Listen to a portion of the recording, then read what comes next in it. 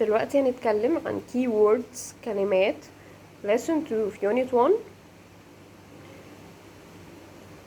أول حاجة لو عايزة أقولك ارفع ايدك raise your hand raise your hand.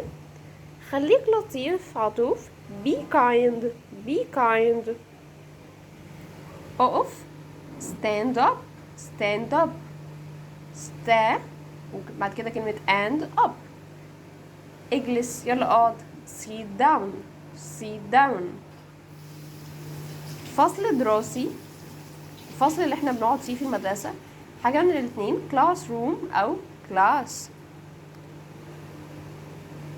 اسمع بتركيز بحرص carefully carefully carefully listen carefully.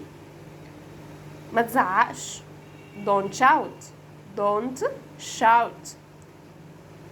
افتح الكتاب open your book افتح كتابك open your book. مدرس معلم teacher. نظيف حاجة نظيفة clean. الحمام اسمه bathroom. طالب student student. بصوت عالي loudly. بسرعة fast. محيط ocean. صفحة page. مكتب desk.